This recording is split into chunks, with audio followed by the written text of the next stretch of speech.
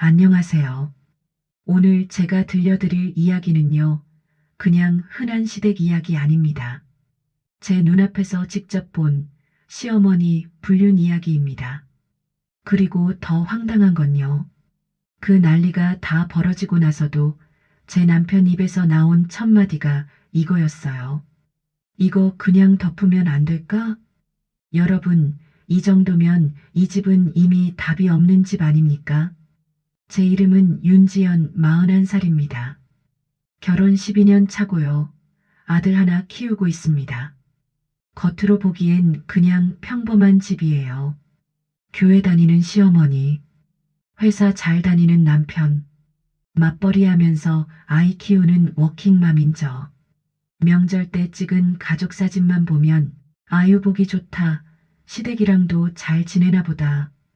이런 말 듣는 그런 집입니다. 근데요, 사진은 사진일 뿐이더라고요. 그 사진 속에 뭐가 들어있는지는 밖에서 보는 사람은 절대 모릅니다.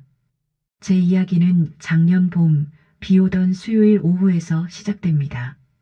그날 저는 회사에서 반차를 냈어요. 몸이 아픈 것도 아니고 그냥 일이 좀 일찍 끝났습니다. 오랜만에 저 혼자 시간이 생긴 거죠. 아, 오늘은 혼자 카페 가서 커피 한 잔 천천히 마셔야겠다. 진짜 그런 소소한 행복을 꿈꾸던 날이었어요. 아들은 방과 후 수업에 가 있고 남편은 야근 예정이라고 했습니다. 와, 오늘 저녁은 진짜 나 혼자네. 이런 날도 있구나. 혼자 속으로 신났죠. 택시를 타고 집 근처 큰 길에 있는 카페 앞에 내렸어요. 비가 와서 우산을 쓰고 내리는데 옆 골목 쪽이 슬쩍 보이더라고요. 파란색 큰 우산 하나. 그 아래 사람 둘이 딱 붙어서 서 있었습니다. 멀리서 봐도 딱 연인처럼 보였어요. 그냥 커플이구나 하고 지나치려는데 여자의 옆모습이 이상하게 익숙했습니다. 짧게 파마한 머리, 눈꼬리 살짝 올린 아이라인, 웃으면 입 옆에 잡히는 주름. 제가 너무 잘 아는 얼굴이었어요. 제 입에서 저도 모르게 말이 튀어나왔습니다. 어머니? 파란 우산 아래 서 있던 그 여자, 제 시어머니였습니다. 그리고 시어머니 허리를 자연스럽게 감싸 안고 있는 남자. 그 남자는 시아버지가 아니었습니다. 그 순간 진짜 숨이 턱 막히더라고요. 머리가 하얗게 비는 느낌이 뭔지 처음 알았어요. 비가 오는데도 손바닥에 식은땀이 줄줄 났습니다. 몸은 그대로 굳어버렸고요. 그 둘은 연인처럼 서 있었습니다. 남자가 시어머니 머리를 쓰다듬고 이마에 살짝 입을 맞추고 시어머니는 소녀처럼 웃으면서 남자 팔을 툭 치며 장난을 칩니다. 너무 낯선데 또 너무 자연스러운 장면이었어요. 그걸 보는 순간 저는 딱 이렇게 느꼈습니다. 아, 저거 어제 오늘 일이 아니구나. 그날 밤부터 제 12년 결혼 생활이 다시 보이기 시작했습니다. 처음 시어머니를 만난 건 제가 29, 남편이 33일 때였습니다. 맞선으로 만났고 남편은 외동아들이었어요. 첫 인사하러 시댁에 갔을 때 시어머니가 제 손을 꼭 잡고 그러셨어요. 우리 아들 참 답답해서 결혼을 너무 늦게 해서 엄마가 걱정이었는데 지연 씨 보니까 엄마 마음이 놓인다. 우리 아들 맡아줘서 정말 고맙다. 말도 예쁘게 하고 밥도 정성껏 차려주시고 그때는 정말 감동했어요. 와, 나 시어머니 복 터졌나 보다. 진심으로 그렇게 생각했습니다. 결혼하고 1년은 시댁 근처 전셋집에서 살았습니다. 그땐 몰랐죠. 가까운 시댁이 얼마나 무섭고 얼마나 숨막히는 건지요. 아침에 눈 뜨면 현관 비밀번호 눌리는 소리가 들립니다. 그러고는 지연아, 엄마 왔다 하면서 시어머니가 집으로 쑥 들어오세요. 저녁에 퇴근해서 집에 오면 냉장고는 제가 넣지 않은 반찬들로 꽉 차 있고 싱크대 위에는 제가 끓이지 않은 국이 보글보글 끓고 있습니다. 처음에는 좋았습니다. 와, 반찬도 챙겨주시고 나를 진짜 딸처럼 생각하시는구나. 그렇게 믿었어요. 근데 반찬이 채워질수록 이상하게 제 자존감은 조금씩 비워지기 시작했습니다. 지연아, 우리 아들은 밥 먹을 때 국이 꼭 있어야 해. 국은 매일 끓여야 돼. 하루라도 빼먹으면 안 돼. 지연아, 우리 아들은 다림질 안 된 셔츠 입는 거 진짜 싫어해. 셔츠는 다 다림질해서 걸어놔야지. 입만 열면 우리 아들, 우리 아들, 우리 아들. 처음에는 그 말이 귀엽게 들렸습니다. 근데 어느 날부터 그 말이 이렇게 들리더라고요. 너는 모르는 우리 아들. 나는 아는 우리 아들. 그러니까 내 말대로 해. 남편한테도 몇 번 말해봤어요. 당신 어머니 너무 자주 오시는 것 같지 않아? 나도 내 방식대로 좀 해보고 싶은데. 근데 남편이 뭐라고 하는지 아세요? 에이, 엄마가 도와주시는 건데 뭐. 애도 봐주시고 반찬도 해주시고. 지연아, 너도 편하잖아. 편하긴 누가 편한 건지 모르겠더라고요.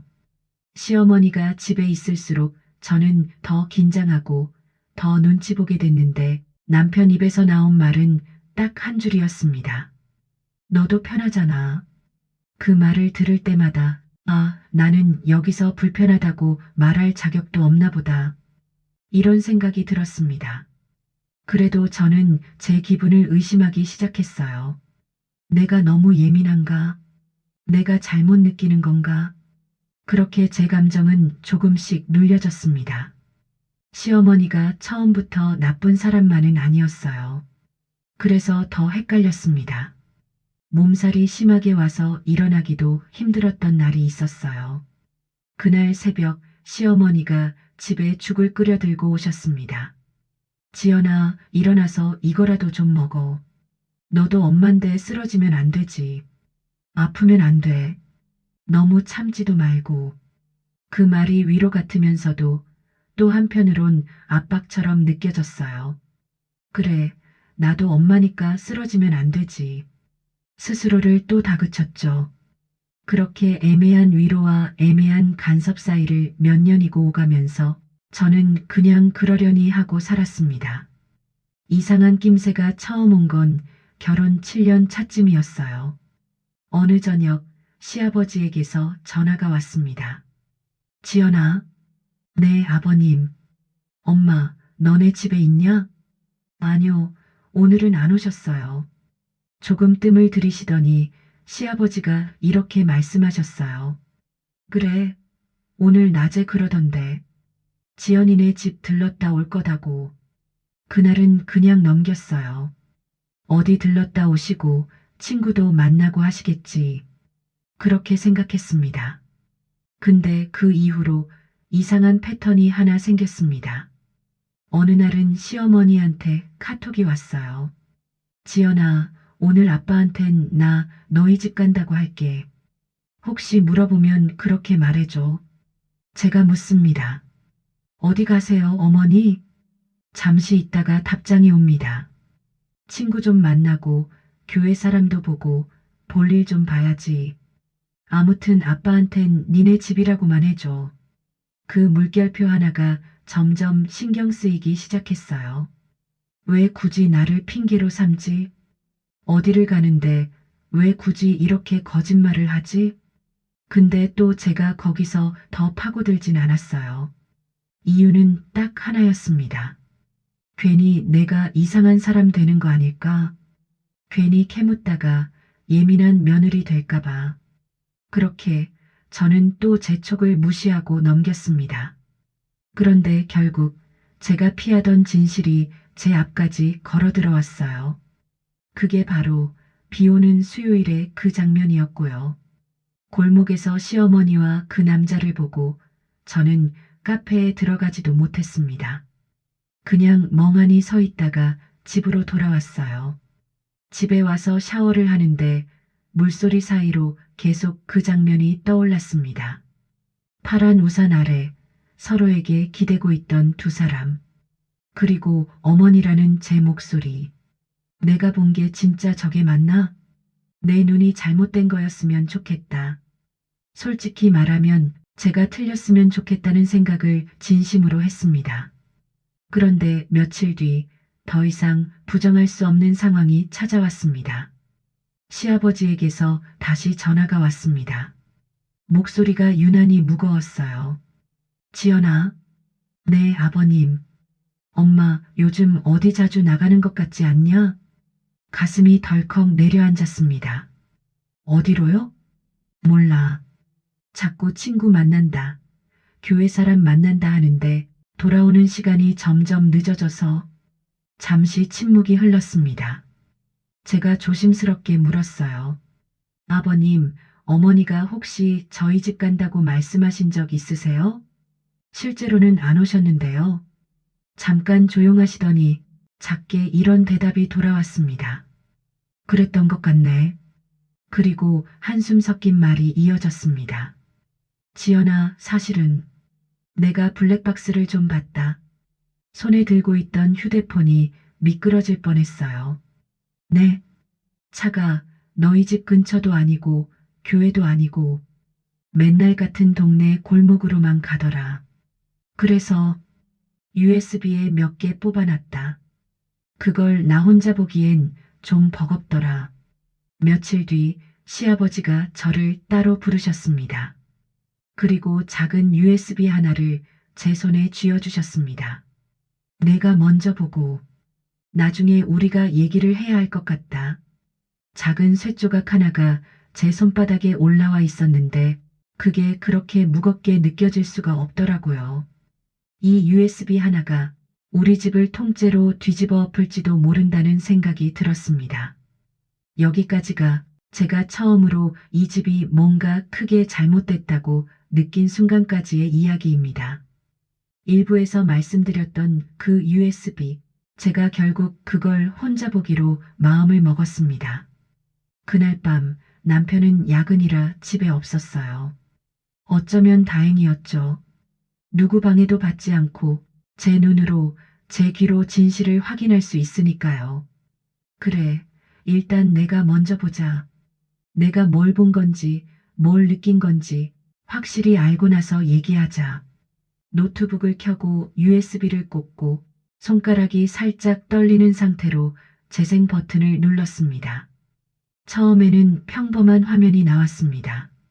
어두운 도로, 빗소리, 와이퍼가 왔다 갔다 하는 소리, 앞서가는 차들의 빨간 브레이크 등 그렇게 한참을 달리다가 익숙한 골목이 화면에 잡혔습니다. 제가 그날 파란 우산을 봤던 바로 그 골목이었어요.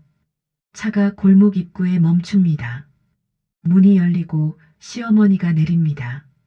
잠시 뒤 화면 한쪽에서 남자가 다가와서 우산을 씌워줍니다. 둘은 나란히 자연스럽게 걸어갑니다.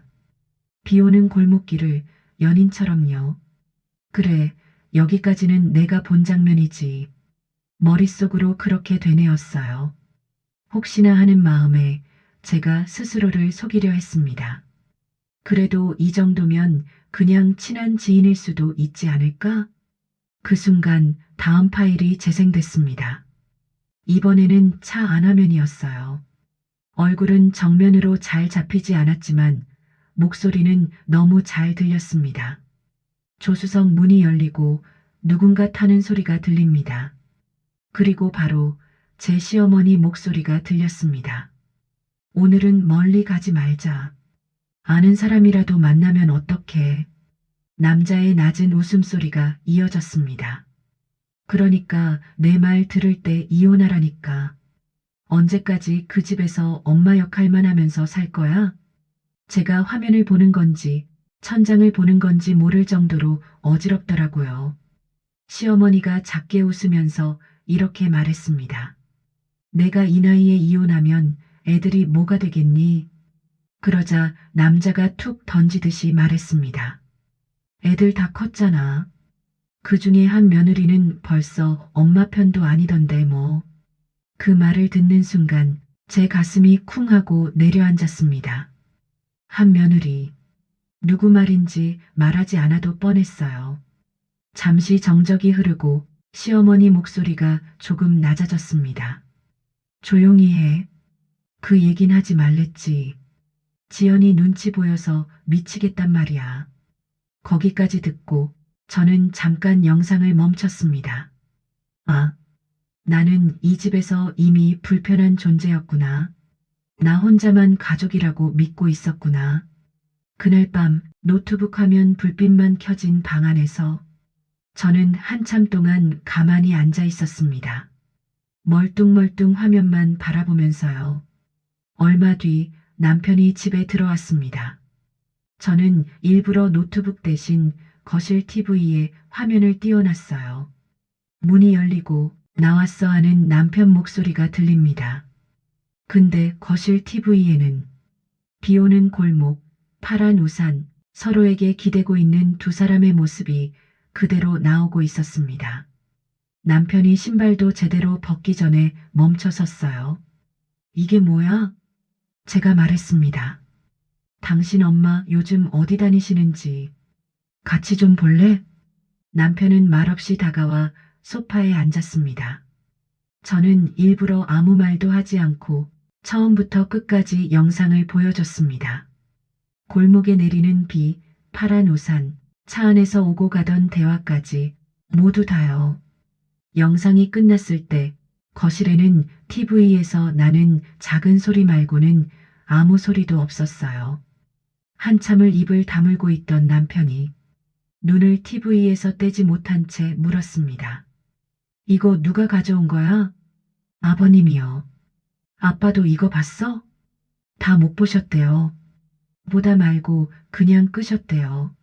남편이 입술을 꽉 깨물면서 조심스럽게 말을 꺼냈습니다. 지연아, 응, 이거 그냥 못 본 걸로 하면 안 될까? 그 말을 듣는 순간 소름이 쫙 돋았습니다. 뭐라고? 남편이 서둘러 설명하려고 했어요. 아니, 내 말 좀 들어봐.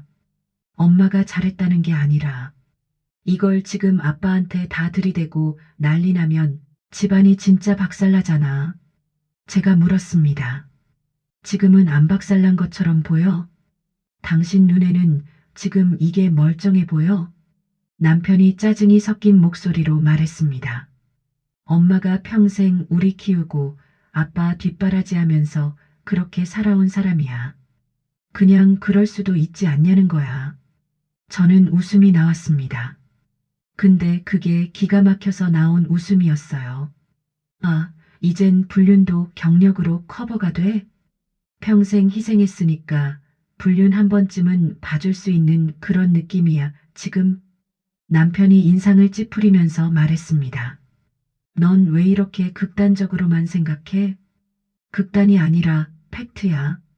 불륜은 불륜이고 배신은 배신이지. 그 사람이 평생 뭘 했든 이 장면이 사라지는 건 아니잖아. 그날 밤 우리는 서로에게 상처되는 말들만 잔뜩 주고받았습니다. 그리고 저는 그날 확실하게 깨달았습니다. 아, 이 사람은 진실보다 엄마 감정이 더 중요한 사람이구나. 며칠 뒤 시아버지가 가족들을 모두 부르셨어요. 시댁 거실에 시어머니, 시아버지, 남편, 저, 그리고 멀리 살던 시숙까지 모였습니다. 공기가 너무 무거워서 숨 쉬는 것조차 부담스러웠습니다. 시아버지가 떨리는 목소리로 입을 여셨어요. 나 이미 많이 봤다. 블랙박스도 보고 카톡도 보고 누가 언제 뭘 했는지 자세히 캐묻지는 않겠다. 그 말을 듣자마자 시어머니가 울음을 터뜨렸습니다. 여보, 내가 잘못했어. 근데 나도 사람이야. 나도 여잔데. 시아버지가 씁쓸하게 웃으면서 말했습니다. 그 말 나도 많이 했다. 나도 사람이다. 근데 지금은 그 말을 내 입에서 듣고 있네. 남편이 중간에 끼어들었습니다. 아빠, 엄마도 그냥 한번 삐끗한 걸 수도 있잖아요. 너무 몰아붙이지 말고. 그 순간 시아버지가 탁자를 3개 치셨습니다. 한 번이면 블랙박스에 그렇게 여러 번 찍히지 않는다. 거실이 쩌렁 울렸어요. 시어머니 울음소리가 더 커졌습니다. 여보, 제발 애들 앞에서 이러지 말고. 그러다가 시어머니 시선이 제 쪽으로 향했습니다. 눈에는 눈물이 가득 고여 있는데 그 안에 묘하게 날이 서 있었습니다. 지연아. 네. 너 USB 봤지? 네. 그래. 내가 아빠한테도 다 얘기했니? 아닙니다. 아버님이 이미 알고 계셨어요. 그때부터 말의 방향이 슬슬 바뀌기 시작했습니다. 지연아, 솔직히 말해줄래? 너나 옛날부터 좀 불편해했지? 옆에서 남편이 저를 슬쩍 쳐다봤어요. 저는 웃으면서 대답했습니다. 네, 어머니. 불편했습니다. 잠깐 정적이 흘렀습니다. 근데요, 어머니. 제가 어머니를 불편해했던 거랑 어머니가 불륜을 한 건 완전히 다른 문제 아닐까요? 거실 공기가 더 싸늘해졌습니다. 시어머니가 이렇게 말했어요. 지연아, 가정을 지키려면 모르는 척 넘어가야 할 때도 있는 거야. 너는 너무 정면 돌파만 하려고 하는 것 같아서 그래. 그 말이 참 신기했어요. 불륜을 한 사람 입에서 가정을 지키라는 말이 나온다는 게. 그러자 시아버지가 저를 보시더니 조용히 묻습니다. 지연아. 네, 아버님. 너는 이제 어떻게 하고 싶니? 그 질문을 듣는 순간 제 머릿속에 별의별 생각이 다 지나갔습니다. 내가 이 집을 지켜야 하나? 내 생각하면 참아야 하나? 시어머니 불륜은 우리끼리만 알고 덮고 가야 하나? 그런데 곰곰이 생각해 보니까 저는 이 집에서 한 번도 지켜진 적이 없었습니다. 누군가가 저를 대신 보호해 준 적은 한 번도 없는데 항상 제가 누군가를 지키는 역할만 하고 있더라고요. 그래서 저는 시아버지를 똑바로 바라보면서 이렇게 말했습니다.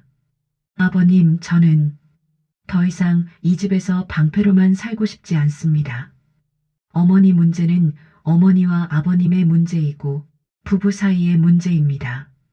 제가 대신 가려드리고 제가 대신 안 본 척하고 제가 대신 미친 사람 취급받으면서 이 집 체면 지키는 역할 이제 그만하고 싶어요. 남편이 당황해서 저를 보며 말했습니다. 지연아, 그럼 우리 애는?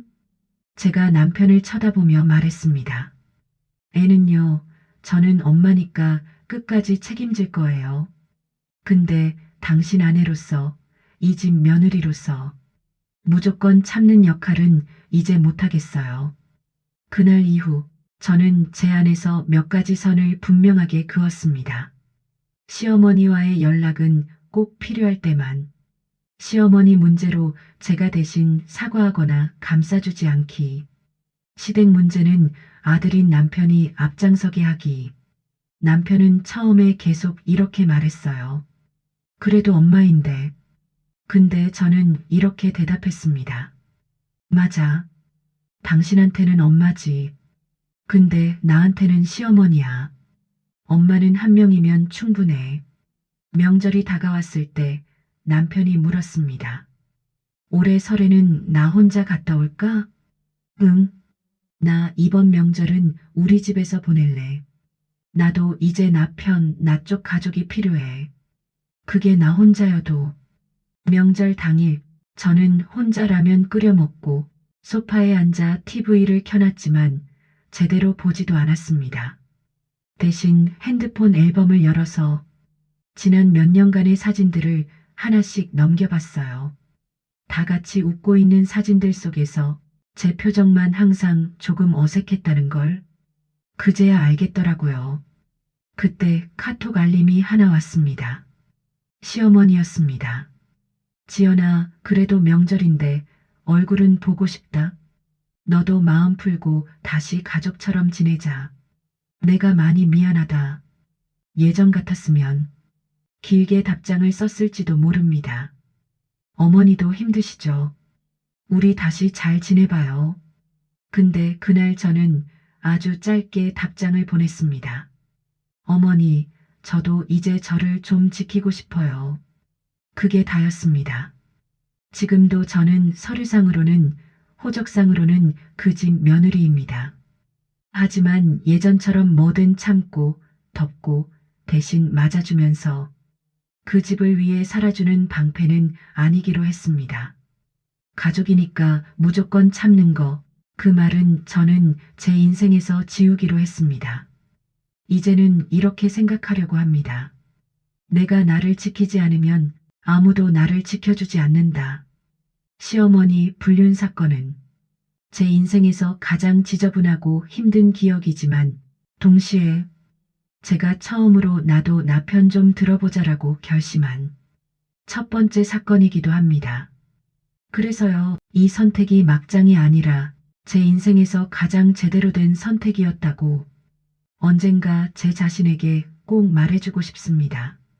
여기까지 제 긴 이야기를 끝까지 들어주셔서 정말 감사합니다.